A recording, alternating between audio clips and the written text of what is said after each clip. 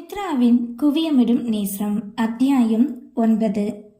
மனோகருக்கு அன்று சிவன்யாவால் சிவராத்திரியாகி போனது. மாலை வீட்டிற்குள் வந்ததும் நீண்ட பெருமூச்சை விட்டு கொண்டான். அவளுக்கு மூச்சு கொடுத்ததில் இருந்து இவன் மூச்சை இழுத்து பிடித்து கொண்டுதான் இருந்தான். அவள் சுய உணவில் இல்லை, ஆனால் இவன் பரிபூர்ணமாக தெளிவோடுதான் இருந்தான். அவள் இயல்பாக நொடியில் கடந்து சென்றுவிட மனோகர் தான் உண்மையில் முடியவில்லை. அவள் பழைய பத்திரகாளியாகவே இருந்த போதும் அவளை வம்பிழுத்து வளவளத்தபடி தானும் இயல்பென காட்டிக்கொள்ளச் செய்த முயற்சிகள்தான் அனைத்தும். ஆனால் இயல்பில்லை என்ற உண்மை இவன் மட்டும் தானே அறிவான். வரவேற்பறை சோஃபாவில் அமர்ந்தவன் இணையத்தில் கிளாஸ்ட்ரோபோபியாவை பற்றி வாசித்து அறிந்து கொண்டான். பெரிதாக பயப்பட தேவையில்லை. ஆனாலும் அவள் தனியாக இருப்பது ஆபத்துதானே. அதிலும் தனியாக பயணம் செய்பவள் எப்படி சமாளிப்பாள்? மால், தியேட்டர், பொது இடங்களில் உள்ள கழிவறைகள், பெரிய மாடி கட்டிடங்களில் உள்ள மின்தூக்கி, மருத்துவமனை பரிசோதனையிடம், ஏடிஎம் சென்டர் என பெரும் நகரில் எத்தனையோ குறுகிய இடங்களை பயன்படுத்த வேண்டியுள்ளது. ஒருவேளை மயங்கினாலும் ஓடி வந்து உதவும் ஆட்கள் இங்கு இல்லையே. உதவுபவர்களும் என்ன எண்ணத்தில் தான் செய்வார்கள் என சொல்ல முடியாது. எல்லா நேரமும் எச்சரிக்கையோடு இருந்தாலும் எல்லாவற்றையும் தவிர்த்து விடவும் முடியாதே. அத்தியாவசிய தேவைகளும் இதில் அடங்குமே. இதை வைத்துக்கொண்டு ஏன் தனியாக இருக்கிறாள்? இதற்காவது ஒரு திருமணம் செய்து கொள்ள வேண்டியதானே இந்த பெண். ஆற்றாமையாக உணர்ந்தான். அவள் தனியாக இருப்பதே இவனுக்கு தவிப்பாக இருந்தது. தர்ஷன் வந்துவிட அவனிடம் என்று நிகழ்ந்ததை சொல்லாது சிவியின் உடல்நிலை பற்றி விசாரித்தான். சிவிக்கு என்ன? அவளுக்கு எந்த கிளர்ச்சியும் இல்லையே, நலதானே இருந்தா? இவனிடமே அவன் கேட்க அப்படியே பற்களை கடித்தவன் பாவம் பார்க்காது தர்ஷன் தலையில் கொட்டிவிட்டு சென்றான். அடுத்ததாக தனுவிற்கு அழைத்தவன் அவளிடம் விசாரித்தான். தன் உடற்பிறப்பின் பதிலையே அவளும் கூற தலையில் கை வைத்து கொண்டான். நீங்க எல்லாம் என்ன ஃப்ரெண்ட்ஸு? அவளிடமே கடுகடுத்தான். அடே, எங்களால உனக்கு தெரியுமா அவளை பத்தி? அதட்ட மறுமுனையில் மனோ இதழ்களில் மலரும் புன்னகையோடு தலையை அசைத்தான். வெகு நேரம் யோசித்த தனுவிற்கு 11ஆம் வகுப்பில் நடந்த நிகழ்வை நினைவுக்கு வந்தது. இருவரும் ஒரே விடுதி அறையில் தங்கியிருந்தனர். அப்போது ஒருமுறை குளியலறைவின் கதவு திறக்க முடியாது மூடிக்கொண்டதில் உள்ளே அடைபட்டு கிடந்து மயங்கிய நிலையில் சிவியை மருத்துவமனை அழைத்துச் சென்றனர். பின் வெளியே வேறு விடுதிக்கு மாறிக்கொண்ட தகவல்களையும் உரைத்தாள். கேட்டபோது மனோவிற்கு கவலையாகி போனது. எல்லாரையும் போல இயல்பான வாழ்க்கை வாழ்வதை இவளுக்கு போராட்டம் என்றால் என்ன வாழ்க்கை வாழ்கிறாள்? எவ்வளவு நேரம்தான் அவளை பற்றியே யோசிப்பது? அத்தையின் குரலில் தெளிந்தான். அனைத்தையும் தள்ளி வைத்துவிட்டு இரவு உணவிற்கு பின் படுக்கையில் விழுந்தான். என்னவோ கண்ணெல்லாம் உறக்க வேண்டிய சொருகிய போதும் வெகு நேரமாக உறக்க முடியவில்லை. விழிமூடினாலே விழிமூடிய சிவிதான் தன் கரங்களில் விழுந்து கிடந்தாள். எப்போதும் இவள் முகம் நோக்கினாலும் விழிகளோடு விழிமோதிய நிற்பவன் இன்று தான் அவள் விழிமூடிய முகம் பார்த்துள்ளான். அந்த மிருதுவான மலஸ்பரிசம் உண்மையில சில்க் தான் என எண்ண வைத்தது. அவள் அதரங்களில் அருச்சுவையை விட விழிமூடிய முகமூடி இல்லாத குழந்தை முகம்தான் அதிகம் இவனை இம்சித்தது. ஒருவேளை விழி திறந்து இருந்தால் அந்த கருவிலைகளின் தீட்சண்யத்தில் எப்போது போல் அலட்சியமாக எட்டி போயிருப்பேனோ என்னவோ. மீண்டும் அவள் பஞ்சு கன்னத்தை வருடி மலர்மேனியை மடித்தாங்கி உதடுகளை தொட்டு பார்க்கும் ஆசை கனன்றது. இது என்ன வித உணர்வு? அதுவும் வயதில் மூத்த பெண் மீது. அவனை நினைத்து அவனே கீழாக உணர்ந்தான். இவளை போன்ற எந்த ஒரு விஷயமும் இத்தனை ஆண்டுகளில் இவனை இவ்வளவு தூரம் தொந்தரவு செய்ததே இல்லை. தர்ஷன் ஆழ்ந்த உறக்கத்தில் இருக்க அவனை தொந்தரவு செய்யாது எழுந்த பக்கத்தில் இருக்கும் காலி அறைக்குள் நுழைந்து கொண்டான். மின்விளக்கை உலர செய்துவிட்டு பேப்பர் பென்சில்களோடு நாற்காலியை இழுத்து போட்டு எழுதும் மேஜையின் மீது அமர்ந்தான். கண்மூடி சில நொடிகள் தன்னுள் இன்சிக்கும் அவள் முகத்தை நினைவில் அச்செடுத்து கொண்டான். விழி திறந்தவன் பென்சிலை பிடித்து வரையத் தொடங்கினான். வரையும் போது வேற எந்தவித சிந்தனையும் இன்றி மெய்யும் உயிருமாக சிவியிடம் ஒன்றி போனான். கிட்டத்தட்ட 3 மணி நேரம் கழிய வெகு நேர்த்தியாக தத்துரூபமாக வரைந்து முடித்தான். பென்சில் பிடித்து பல வருடங்கள் இருக்குமே, தன்னால் வரைய இயலுமா என்ற சந்தேகம் ஆரம்பிக்கும் போது இவனுக்கே இருந்தது. அப்படியே மனதிலிருந்த சுமையை இறக்கி வைத்தது போன்று இப்போதுதான் இலகுவாக உணர்ந்தவன் கையை உயர்த்தி சோம்பல் முறைத்தபடி நாற்காலியின் பின்பக்கமாக சாய்ந்தான். காலையில் தர்ஷன் வந்து எழுப்பும் போதுதான் கண் விழித்தான் மனு. என்னாச்சி, ஏன்டா இங்கே வந்து படுத்திருக்க? அக்கறையோடு தர்ஷன் வினவ பதறி எழுந்தான். உள்ளங்கையை விரித்து முகத்தை அழுத்த தேய்த்து கொண்ட மனு. ஒன்றும் இல்லை, நீ நைட்டு தூங்கிட்ட, அதான் இங்கே வந்து படம் பார்த்துக்கிட்டே இருந்தேன் என சமாளித்தான். ஓ சரி, டைம் ஆச்சு, வேலைக்கு கிளம்புற வழியை பாரு என்றபடி வெளியேறினான் தர்ஷன். சட்டென திரும்பிய மனோ மேசையில் கவிழ்ந்து கிடக்கும் காகிதத்தை கையில் எடுத்தான். இரவில் செய்து வைத்த பைத்தியக்காரத்தனமெல்லாம் இப்போது நினைவில் வர கரத்தில் சிவியின் ஓவியம். கையில் இருக்கும் காகிதம் கணக்க என்ன செய்கிறேன் நான்? தன்னையே கேட்டுக்கொண்டவன் தலையை உலுக்கிக் கொண்டான். இதுவரையிலும் பழக்கமில்லாத பொய்யை தர்ஷனிடம் உரைத்தது ஒரு மாதிரி உள்ளத்தில் நெருடலாகவே உறுத்தியது. தனிமையை வெறுப்பவன் என்று தனிமையில் உழல்கிறான். நம்பிக்கைக்குரிய உறவிடம் உண்மையை மறைக்கிறான். இந்த கள்ளம் புதிதாக தெரிகிறது. வேலைக்கு கிளம்பியவன் அந்த ஓவியத்தையும் மறைக்காமல் கையோடு எடுத்துச் சென்றான். இதை அவளிடம் கொடுத்துட்டு என்ன சொல்வாய்? மனசு கேட்க பதில் தெரியவில்லை. தன் உணர்வுகளை பிரித்து அறிந்து ஆராய்ந்து ஒரு பெயரிட அவனால் இயலவில்லை. மொத்தமாக இதை தூக்கி எறியத்தான் நினைத்தான். ஓவியத்தை கொடுத்துவிட்டு நானும் ஒரு ஆர்டிஸ்ட் தான் என சொல்லிவிட்டு வந்துவிடும் முடிவில் தான் சென்றான். ஸ்டூடியோவிற்குள் வந்தவன் எப்போதும் போல் அனைவரையும் புன்னகை முகமாக எதிர்கொண்டான். பின் சிவியின் அரை கதவை தட்டிவிட்டு உள்ளே சென்றான். மனோவின் வருகை உணர்ந்தவள் காலை வணக்கம் தெரிவிக்க வந்ததாகவே நினைத்தாள். வேலையில் முழு கவனமாக இருந்தவள் நிமிர்ந்தும் பார்க்காது முந்திக்கொண்டு எப்போதும் போல் தலையசைப்பை கொடுத்தாள்.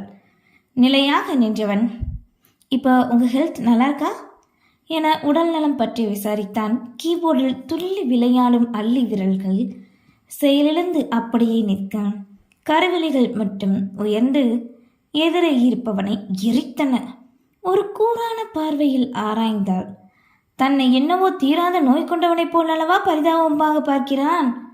இல்லை, தன் இயலாமை அறிந்து கொண்டதில் எதுவும் திட்டமிடுகிறானா என்ற எச்சரிக்கை உணர்வில்தான் அரை நிமிடம் ஆராய்ந்தாள் சிவன்யா. அவன் அழுத்தமான பார்வையை எப்போதும் போல் சளைக்காமல் எதிர்கொண்டான் மனோகர். அதில் நிம்மதியுற்றவள் வேலையில் கவனம் திருப்பினாள். பார்வையை தாழ ஃபீல் குட் என்றால் தன்மையான மென்குரலில். அகமலர குறுநகையில் நிரம்பியது மனோவின் உதடுகள். ஒருவேளை புதிதான இந்த புன்னகையை கண்டிருந்தால் இவள் வேறு பதில் மாதிரியாக இருந்திருக்குமோ? யோசனையிலே கால் கடக்க நின்றான் மனோ.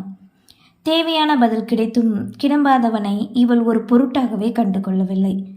தயங்கி நின்ற மனோவிற்கு ஓவியத்தை தூக்கி அவளிடம் கொடுத்துவிட மனம் வரவில்லை. ஒன்றொன்றி என்னவோ தன் உடலில் ஒரு பகுதியை வெட்டி எடுத்துக்கொள்வதற்கு நிகரான வேதனையை உற்பத்தி செய்து கொள்ள விருப்பமில்லை.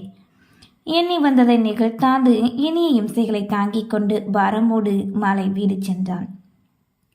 மறுநாளில் இருந்து மனோவின் பார்வை மாறியது என்பதை விடவும் சிவியை பின்தொடர்ந்தது என்பதே சரி. அவன் வேலைகளை எல்லாம் விட்டுவிட்டு அவளை கவனிப்பது மட்டுமே வேலையாக மாற்றிக்கொண்டான். அதே நேரம் பேபியும் ஒரு வாரமாக பரபரப்பாகத்தான் இருந்தது. பேபி போட்டோஷூட்டின்றி தாய்மை அடைந்த இளம் மாடல்களை கொண்டு மாடலிங் ஷூட் நிகழ்ந்தது. ஒப்பனையாளர், குழந்தை பராமரிப்பாளர் என மேலும் சில பணியாளர்கள் வந்திருக்க ஜெனி அவர்களுக்கான வேலையை ஒதுக்கி அனைத்தையும் மேற்பார்வை பார்த்து கொண்டிருந்தாள். ஷாங்கர் வந்திருக்கும் மாடலுக்கு தேவையான அனைத்து வசதிகளையும் ஏற்பாடு செய்து கொடுத்து ஷூட்டிற்கான ஏற்பாடுகளை செய்வது என வெகு மும்முரமாக இருந்தான். ஷிவியே லைட்டிங் செட் செய்து கொண்டிருக்க அவள் அருகில் வந்து நின்றான் மனோகர்.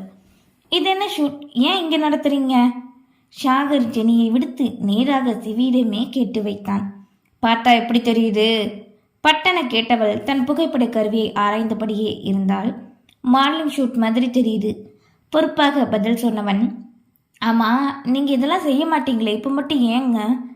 ஆரியா பிள்ளையாக வினவினான். நிபர்ந்து பார்த்தவள், இன்டர்நேஷ்னல் ஃபோட்டோஷூட் ஃபெஸ்டிவல் வருது மனோ, அதுக்கு டிஸ்பிளே செய்யத்தான் என்றால் பொறுமையாக. மனோ தலையாட்டி வைக்க, சன்லைட் தேவையில்லை, அந்த விண்டோஸ் க்ளோஸ் பண்ணு, அண்ட் சப்ஜெக்டுக்கு பேக் லைட் வேணும், அதை செட் பண்ணுப்போ. வேலையை கொடுத்து அனுப்பினாள். அனைத்தையும் செய்து முடித்தவன் மீண்டும் செவியின் அருகிலே வந்து நின்று கொண்டான். ஷூட் முடியும் வரையிலையும் இடையிடையே சந்தேகம் கேட்க வேலைப்பளு அழுத்தத்திற்கிடையில் இம்சையாக நிற்பவனை காண கொதித்துத்தான் போனாள். அனைத்தையும் குறித்து வைத்து இறுதியில் கேட்கும்படி கூறியவள் தன் அருகிலேயே நிற்க விடாது விரட்டிவிட்டாள். அன்று அதித்தியின் குழந்தையை எடுத்த புகைப்படங்களில் ஜெனி மூலமாக மனோ எடுத்தது அனைத்துமே நன்றாக வந்திருந்தது.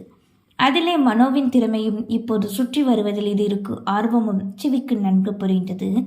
ரோஷமோடு விறுவிறுவென விலகி போனவன் மாடலாக வந்திருக்கும் அழகியின் அருகே அமர்ந்து கொண்டு அவன் வேலையை ஆரம்பித்தான். ஒரு வாரமும் ஓய்வில்லாத பம்பரமாக சுழன்றது ஸ்டூடியோ. காலையில் முதலாளாக வந்துவிடும் சிவி இரவு வரையிலும் இங்குதான் இருந்தாள். காலையில் மனோ வரும்போது சிவி அவள் அறையில் இருந்தாள். வெகு நேரமாகியும் காலை உணவிற்கு கூட எழுந்து செல்லாது வேலையில் ஆழ்ந்து போய் அமர்ந்திருந்தாள். 9:30 வேலைக்கு வந்த மனோவின் முதல் பார்வை அவளை சுற்றித்தான். மாதவிடம் பேசும்போதே சிவி எப்போது வந்தாள், வெளியேறி சென்றாளா இல்லையா என விசாரித்து அறிந்து கொண்டான். கீழே இருக்கும் உணவகம் சென்று உண்டவனுக்கு அவள் ஞாபகத்தில் ஒருவித நெருடல். அவளுக்கும் உணவினை வாங்கி கொண்டு மீண்டும் ஸ்டூடியோவிற்குள் வந்தான். காஃபி வெண்டர் மிஷினை தவிர்த்து எலக்ட்ரிக் ஸ்டவ் உதவியோடு இவனே இருவருக்கும் காஃபி வைத்து அவரவர் கோப்பையில் ஊற்றினான். சிவிக்கு அறையின் கதவை தட்டிவிட்டு உள்ளே வந்தவன், மேம், உங்கள் வேலை வெனீஸுக்கு ஓடிலாம் போயிடாது, சாப்பிட்டு வேலையை பாருங்க என்றபடி மேசையின் மீது உணவையும் காஃபியையும் வைத்தான். சாண்ட்விச்சும் ஆவி பறக்கும் காஃபியும் பார்த்தபடி பார்வையை உயர்த்தினாள். இளநகை மின்ன வசீகரமாக மனோகர். ஒரு பார்வை உற்று பார்த்தவள், என்ன இதெல்லாம், நான் கேட்டனா? அழுத்தமான குரலில் மூக்கு விடைக்க அதட்டல் துணியில் வினவினாள். உங்க காசு தான், ஃபர்ஸ்ட் மந்த் சேலரி வாங்கியிருக்கேன்ல, அதான். உள்ளே பற்களை கடித்தவன் வெளியே முத்துப்பற்கள் மின்ன இழித்தான். மனோ! ஆரம்பித்தவளின் வாயிலிருந்து அடுத்த வார்த்தை வரும் முன்னே குடுகுடுவென அறையிலிருந்து ஓடிவிட்டான். அவன் உருவம் கண்மறைய சிவி மீண்டும் உணவின் மீது பார்வை வைத்தாள். வயிற்றில் அமில சுரப்பிகள் அதன் இருப்பை உணர்த்தி பசியை தூண்டின. வழக்கத்தை விடவும் இந்த காஃபியின் வாசம் நாசிவலி நுழைந்து வசியம் செய்தது. காஃபி கோப்பையை எடுத்து உள்ளங்கைகள் பற்றும் போதே இதமான இளம் சூட்டை உணர்ந்தாள். நுனி நாக்கை வைக்கும் போதே சுள்ளென பற்றியது. அதரங்களில் இருந்து அழுத்தி வாயில் சரித்து வெளிமூடியவள் ஒரு நொடி உலகமே மறந்து போனாள். நுனி நாக்கை வைக்கும் போதே சொல்லென பற்றியது. அதரங்களில் அழுத்தி வாயில் சரித்து வெளிமூடியவள் ஒரு நொடி உலகம் மறந்து போனாள். எப்போதும் போல் இல்லாத புதுசுவை, ஒரு துளி தூக்கலான காஃபி பவுடரின் ஆதிக்கம் இவளை அடிமையாக்கியது. ஒரு துளி உதட்டால் தொட்டவள் கடைசி துளி வரையிலும் உறிஞ்சிவிட்டாள். சாண்ட்விச்சையும் கரங்களில் எடுத்துக்கொண்டவளுக்கு வேலையை விட்டுவிட்டு மனோவின் அக்கறை பற்றிய ஆராய்ச்சிக்கு நேரம் இருக்கவில்லை. புகைப்பட கண்காட்சி பற்றிய தகவல்களை கடைசி நிமிடங்களில் அறிந்த போதும் குறுகிய காலத்திலே உறக்கமின்றி அனைத்து வேலைகளையும் அசுர வேகத்தில் முடித்துவிட்டாள் சிவன்யா. எடிட்டிங் அறையில் மீட்டிங் அனைவரும் குழுமியிருந்தனர். முதலில் இந்த சில வாரங்களில் ஓய்வில்லாத கடுமையான உழைப்பை கொட்டிய தனது ஊழியாளர்களுக்கு பாராட்டுகளை உரைத்தாள். பின் நடக்கவிருக்கும் சர்வதேச புகைப்பட கண்காட்சிக்கு தனக்கு உதவியாக தன்னோடு யாரால் வர இயலும் என்றவள் அவர்கள் முகம் பார்த்தாள்.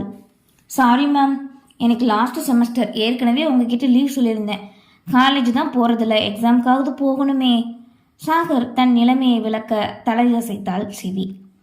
ஜெனியின் புறம் பார்வையை திருப்பியவளுக்கு சாரி மேம் எனும் பதிலே அவள் இயலாமையை சொன்னது. ஜெனியும் சூழ்நிலையும் அறிந்தவள் சிவி என்பதால் அதற்கும் தலையாட்டினாள். இருவருமே கவலையாக பார்த்திருக்க, ஒன்றும் பிரச்சனை இல்லை, அங்கே இருக்கிற ஃப்ரெண்ட்ஸ் மூலமாக வேற ஆப்ஷன் பார்த்துக்கிறேன் என்று சிவி எழுந்து சென்றுவிட மனோவிற்கு முகமே சுண்டி போனது. இருவரையும் கேட்டவள் தன்னை ஒரு வார்த்தை அழைக்கவில்லை. தன் புறம் ஒரு பார்வை கூட வீசாததில் வெகுண்டு எழுந்தான். அவள் பின்னே சென்றவன் அவளரை வாசலை நெருங்கும் போதே, நான் ஃப்ரீதான், நான் வாரேன், தன்மானம் விட்டு தானாக வினவியபடியே முன்வந்து நின்றான். அடர் கருவிலைகள் கூர்மையாக ஏற இறங்க ஒரு பார்வை பார்த்தாள். நீ எல்லாம் எனக்கு சரிப்பட்டு வரமாட்ட, நான் உதவிக்கு ஆள் கேட்ட உபத்திரத்துக்கு இல்லை என்று விட்டு அறையினுள் நுழைந்தாள். மனோவிற்கு மூக்கு உடைந்தது போன்றிருந்தது. பற்களை கடித்தவன், அவள் என்ன தன்னை வேண்டாம் என்பது? எப்போதும் போலே அவளோடு மோதிக்கொண்டே இருந்தது இவன் உணர்வுகள். ஜெனிக்கு உண்மையில் வேலைக்கு வர வேண்டிய எந்தவித பொருளாதார தேவையும் இல்லை. நல்ல வேளையில் கை நிறைய சம்பாதிக்கும் கணவன், அழகு தேவதையாக 6 வயதில் ஒரு பெண் பிள்ளை, உடன் மாமியாரோடு நிறைவான குடும்பம். பெயருக்கு ஒரு பட்டப்படிப்பை முடிக்கவும் திருமணம், குழந்தை என வாழ்க்கையின் பாதை நன்றாக சென்றது. ஆரம்பத்தில் அனைத்தும் தித்தித்த போது ஒரு கட்டத்தில் திகட்டி பின் ருசியற்று போனது. வீட்டில் தானே இருக்கிறாய், இதை செய் அதை செய், இதை கூட உன்னால் ஒழுங்கா செய்ய முடியாதா? மாமியார் கணவனின் வார்த்தைகளில் சுருண்டு போனால் என்னவோ அவர்கள் தயவில் இவள் வாழ்வதை போன்ற தோற்றத்தை காட்டினர். அதிலும் மாமியார் வார்த்தைகளில் எப்போதும் ஒரு அதிகார ஏவல் இருந்து கொண்டே இருக்கும். வீட்டில் வீணாக அமர்ந்து உண்டு கொண்டு இருக்கிறாய் என்னும் மறைமுகம் மட்டம் தட்டுதல் தான் இவள் தன்மானத்தை அதிகம் சீண்டி பார்த்தது. அன்பான மனிதர்கள் தான், ஆனாலும் இவளை அடிமைப்படுத்தி விட்டார்கள் என்ற உணர்வு அதிகம் அரித்தது. தான் எனும் அடையாளம் தொலைந்து போனதை அப்போதுதான் உணர்ந்தாள். அதிலும் பிள்ளையை பள்ளிக்கூடம் அனுப்பிய பின் வெறுமையை அதிகம் உணர்ந்தாள். அப்போதுதான் இணையதளத்தில் பார்த்து ஓபேபி ஸ்டுடியோவில் வேலைக்கு வாய்ப்பிருக்க விண்ணப்பித்து வைத்தாள். கல்லூரி காலத்தில் கூடுதலாக கற்றுக்கொண்ட போட்டோஷாப் இப்போது கை கொடுத்தது. வீட்டினருக்கு தெரியாமல் சிவியிடம் வந்து நேர்காணலில் பங்கெடுத்து விட்டு சென்று விட்டாள். வேலையில் சேர்வதற்கான மின்னஞ்சல் வந்த பின்னே வீட்டில் தெரிவிக்க பலமான எதிர்ப்பு. நீ இப்போது வேலைக்கு செய்ய வேண்டிய அவசியம் என்ன? நீ சென்றால் பிள்ளைகளையும் குடும்பத்தையும் யார் கவனித்துக் கொள்வார்கள்? கேள்விகளை அடுக்கி முடக்கட்டை போட்டனர். இவ்வளவுதானா? வீட்டையும் பார்த்து கொண்டு வேலைக்கும் செல்கிறேன், என் வேலைகளை எல்லாம் நானே சமாளித்துக் கொள்வேன் என்றவள் பிடிவாதமோடு அவள் ஓட்டத்தை தொடங்கினாள். போகட்டுமே, இவளால் எத்தனை நாள் சமாளிக்க முடியும், பார்ப்போம். சவாலாக நினைத்தனர். வேலையால் வைக்கும் வசதி இருந்தும் வைக்காது ஜெனிக்கான பாரத்தை ஏற்றி வைத்து வேடிக்கை பார்த்திருந்தனர். முதலில் கடினமாக இருந்தது, பின்னர் அதுவே பழகி போனது ஜெனிக்கு. தன் கனவு, தனக்கென ஒரு அடையாளத்தை தேடத் தொடங்கிய அவள் ஓட்டம் 1.5 வருடமாகியும் ஓயவில்லை. என்னாலும் விட்டுவிடக்கூடாது என்ற வைராக்கியமும் கடினமான சூழ்நிலையை கடந்து வரும் வலுவை கொடுத்தது. அனைத்தையும் அறிந்திருந்த சிவி இவளுக்கென சில சலுகையும் வழங்கினாள். அதுவே ஜெனிக்கு பெரிதும் உதவியாக இருந்தது. காலையில் கணவனும் மகளும் கிளம்பும் முன் அனைத்து வேலைகளையும் முடித்திருக்க வேண்டும். மாலையில் அவர்கள் வரும் முன்னே வீடு திரும்பி இருக்க வேண்டும் எனும் விதிமுறைக்குள் சிக்கிக்கொண்ட ஜெனியால் 2-3 நாள் என்றாலும் வெளியூருக்கு சிவன்யாவோடு செல்ல இயலாது. சென்னை விமான நிலையத்தில் பரிசோதனைகள் அனைத்தையும் முடித்துவிட்டு காத்திருப்பு இருக்கையில் அமர்ந்திருந்தாள் சிவன்யா. தனியாக பயணம் செய்வதெல்லாம் இவளுக்கு பழக்கம்தான் என்பதால் பெரிதாக யாரையும் எதிர்பார்த்தது இல்லை. அலைபேசியில் கவனம் பதிந்திருக்க சரியாக தர்ஷனிடமிருந்து அழைப்பு வந்தது. வேலை விஷயமாக செல்லும் வெளியூர் பயணங்களை நண்பர்களிடம் பகிர்ந்து கொள்வதெல்லாம் இல்லை. ஆகையால் யதார்த்தமாக அழைத்திருப்பதாக நினைத்த சிவி அட்டென்ட் செய்து ஹலோ தர்ஷன் என்றாள். மறுமுனையில், ஏன் சிவா, உனக்கு வேற ஆளே கிடைக்கலையா? இருந்திருந்து இவனைத்தான் நீ கூட்டிட்டு போகணுமா? எடுத்ததுமே வினவ சிவன்யாவிற்கு ஒன்றுமே புரியவில்லை. நான் எவ்வளோ சொல்லியும் இவன் கேட்காம கிளம்பிட்டான். இவன் வெளியூரெல்லாம் போயிருக்கான், ஆனால் தனியாக போனதில்லை. அதான் நீ கொஞ்சம் பார்த்துக்கோ சிவா ப்ளீஸ் வேண்டினான் தர்ஷன். அலைபேசி காதில் இருக்க இந்த நேரத்திற்கு சிவியின் கருவிலைகள் சுற்றுப்புறத்தை ஒரு வட்டமடித்து இருந்தது. இவள் யூகம் சரிதான் என்பதைப் போல் சற்று தொலைவிலிருந்து இவளை நோக்கி மனோ மன்மதனாக வந்து கொண்டிருந்தான். நன்றி.